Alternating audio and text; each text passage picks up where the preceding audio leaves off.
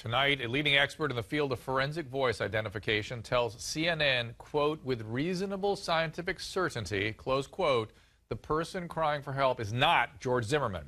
The results of that analysis cannot be considered, of course, 100% accurate and directly contrast with the Sanford police report, which says that George Zimmerman stated he was the person screaming for help.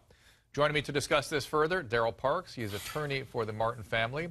Deborah Wilson, actress and comedian, joins us again.